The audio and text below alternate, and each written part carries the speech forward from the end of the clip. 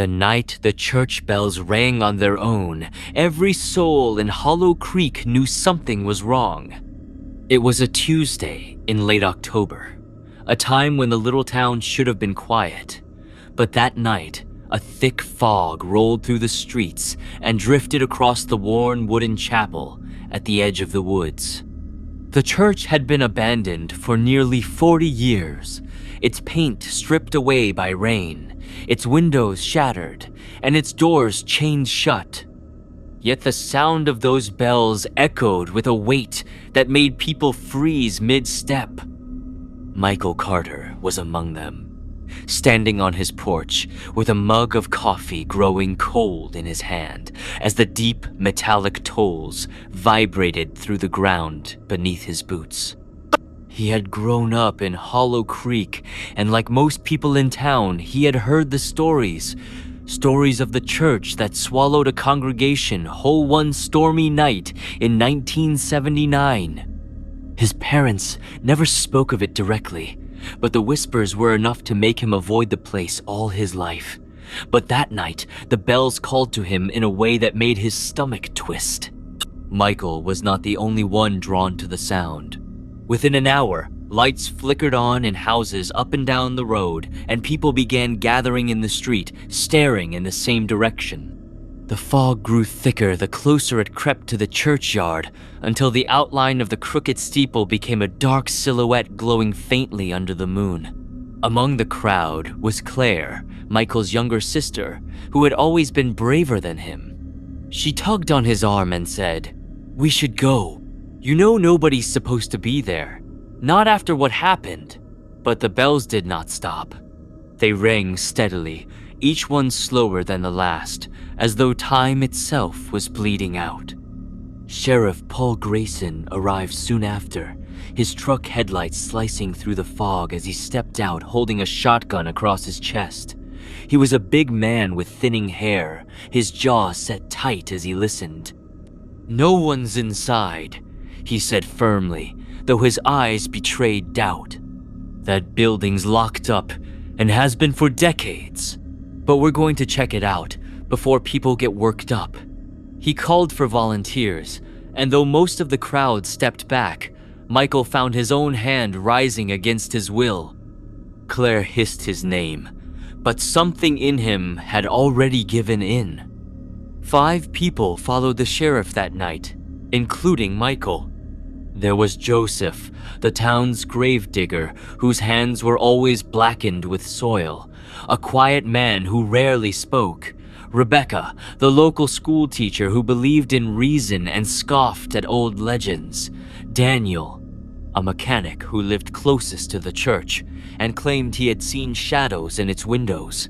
And finally Claire, who refused to let her brother go without her. Together, the group walked up the dirt path that led into the woods, the bells louder with each step, the fog swallowing their forms until the town behind them vanished. The closer they drew, the colder the air became, their breath puffing in little clouds, their skin prickling with a strange electricity as though the very air hummed. When the churchyard came into view, the gate stood wide open. Sheriff Grayson frowned. He had seen those gates locked with heavy chains since he was a child. The iron links lay broken on the ground, snapped as if by enormous force. Inside, the grave markers tilted in crooked lines, half buried in weeds, their names nearly erased by weather. The church itself loomed like a skeletal thing, its wood blackened, its roof sagging, but its steeple still held the great bell that swung on its own without rope or wind. The group stood staring at it, the booming sound shaking their bones until Rebecca whispered, "This isn't possible." The sheriff ordered them to stay close and pushed open the heavy doors. They groaned, as though reluctant to reveal what lay beyond. The inside of the church smelled of rot and mildew, but beneath that was another scent, sharp and metallic, like blood. The pews were broken, the altar covered in dust, but what struck Michael most was the absence of cobwebs or animal nests. The place was abandoned, yet it did not feel empty.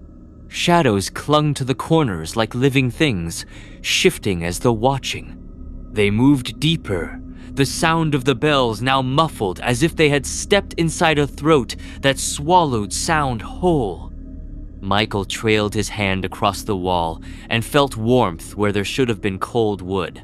The moment his palm touched it, he jerked back as he heard a whisper, faint but clear, calling his name. Claire grabbed his wrist and shook her head, her face pale. "Don't listen to it," she said. But Rebecca was studying the altar. Carved into the wood was a symbol none of them recognized. A spiral of jagged lines burned deep into the surface. "It looks fresh," she muttered. Joseph spoke for the first time then, his voice low and gravelly. "I've seen that mark before, on the graves out back. It wasn't there last year." His words made the group shift uneasily. The sheriff approached the altar and ran his hand across the symbol. "This is vandalism," he said too quickly. "Kids trying to scare us." But even he could not disguise the tremor in his voice. At that moment, the door slammed shut with a thunderous crash that shook the walls. The lanterns they carried flickered violently as a cold wind swept through the room. The sheriff rushed to the doors, pulling with all his strength, but they would not budge. The sound of the bell above grew deafening, though none of them could see its movement. Then came the voices. It began as a low hum, like dozens of people whispering at once. The voices rose from beneath the floor, from the cracks in the walls, from the shadows themselves, filling the air with a sound that pressed against their skulls. Words twisted together, fragments of prayers, cries for mercy, and laughter that did not belong to the living. Claire clutched Michael's arm, tears welling in her eyes. "It's them," she whispered. The congregation. Rebecca shouted over the noise, insisting it was acoustics, echoes, tricks of the mind, but her voice shook. The sheriff fired his shotgun into the ceiling, the blast silencing the voices for a heartbeat, but then they returned louder, angrier. The floor beneath them shuddered, as if something massive was stirring beneath the church. Dust rained from the rafters, and the spiral on the altar glowed faintly red. Joseph backed away, muttering to himself, his lips moving in prayer. Michael felt his chest tighten with dread as he realized the voices were calling his name again, louder now, chanting it in unison. "Why me?" he gasped, his heart pounding. No one answered. Then Daniel screamed. They turned to see him on the ground, his body convulsing, his eyes rolled back. Dark shapes writhed beneath his skin, crawling like insects. His mouth opened, and a torrent of black smoke poured out, filling the air with a stench so foul it made them gag. His voice came through the smoke, layered with dozens of others, a chorus that said, "You should not have come." Rebecca tried to pull him up, but the sheriff yanked her back. Daniel's body twisted until his bones snapped with sharp cracks, his limbs bending unnaturally. Then, with a sound like tearing flesh, his body collapsed inward, vanishing into a pool of thick black liquid that hissed as it spread across the floor. Michael stumbled back, bile rising in his throat. Claire screamed, but the voices only laughed, the sound echoing from every direction. They tried to retreat toward the door, but the pews had shifted on their own, blocking the path. Shadows stretched from them like arms, wrapping around ankles, tugging with unnatural strength. The sheriff hacked at them with his shotgun's butt, cursing, while Joseph dropped to his knees, clutching his rosary, reciting prayers that were drowned out by the cacophony. Rebecca rushed to the altar, her hands tracing the glowing spiral. "It's a seal," she cried. "It's holding something here." But before she could say more, the spiral flared bright and a crack split the center of the altar. A deep, guttural growl rolled through the church, shaking the very air. Michael felt his mind fraying, his vision darkening at the edges. The voices now screamed his name in unison, each syllable tearing at his sanity. Claire held him, shouting for him to fight it. But he felt himself being pulled, not by hands, but by something deep inside his chest, as though his very soul was being dragged toward the altar. Rebecca screamed as she was yanked backward by invisible force, her nails scraping wood as she was dragged into the dark crack splitting open in the altar. Her body twisted, as though squeezed through an opening too small, her scream silenced in an instant as she vanished into the blackness. The sheriff fired again and again, but the bullets disappeared into the shadows. He shouted for them to stay together, but even his voice was cracking with terror. The floorboards buckled as black liquid surged upward, forming shapes that almost resembled people, their faces screaming silently. Joseph dropped his rosary and stared, his eyes wide. "It's them," he whispered. "The congregation, they never left." Michael's mind reeled as he realized the truth. The church had not been abandoned. It had been sealed, the entire congregation trapped in endless torment, their souls bound to the spiral on the altar. And now, the seal was breaking. The sheriff backed toward the wall, his shotgun useless now, his face bathed in sweat. He muttered to himself, words that made no sense, like a man trying to convince himself he was still in control. But the control had already been taken from them. The air grew so heavy that every breath felt like swallowing stones, the smell of rot and iron thick enough to choke. The shadows pressed closer, forming distorted figures that flickered between human and inhuman, their faces twisted with agony, their mouths wide as if caught mid-scream. Claire clung to Michael, her nails biting into his arm, whispering that they had to run. But where could they run when every exit was sealed and the church itself seemed alive, closing in on them like a predator? The cracked altar pulsed as though it had a heartbeat, glowing with a rhythm that synced with the tolling of the bell above. Michael could not stop staring at it, drawn like an insect to flame. In his mind, he saw flashes faces of strangers, dozens, maybe hundreds, all with hollow eyes and torn mouths, reaching toward him from a darkness that had no end. His stomach turned as he realized these were not just visions. They were memories belonging to the congregation, bleeding into his thoughts, desperate to escape their prison through him. The voices screamed again, louder than thunder, and this time Claire's name joined his. Her eyes widened with horror. Sheriff Grayson roared and fired at the altar, the blast tearing wood into splinters. But the spiral carved there only burned brighter, the crack widening, releasing a wave of heat so intense. The pews nearest it ignited in flame. The fire spread unnaturally fast. Yet instead of driving away the shadows, it illuminated them, giving them shape. They towered above the group, limbs impossibly long, fingers ending in claws that dragged across the wood with shrieks like nails on glass. Rebecca was gone, consumed. Daniel had melted into nothing, and now it was only Michael, Claire, Joseph, and the sheriff standing against whatever had awoken. Joseph suddenly stood, his face twisted with a strange mix of terror and ecstasy. He shouted above the chaos, "It wants one of us! A vessel!" That's how the seal breaks. His eyes darted to Michael, and for a fleeting moment, Michael thought he saw something in Joseph's expression that looked like relief, as if he had found an answer. "Not me!" Michael rasped, but his own voice sounded far away, like he was speaking from inside a coffin. The shadows surged forward, striking Joseph first, dragging him across the floor as he screamed scripture until his throat tore raw.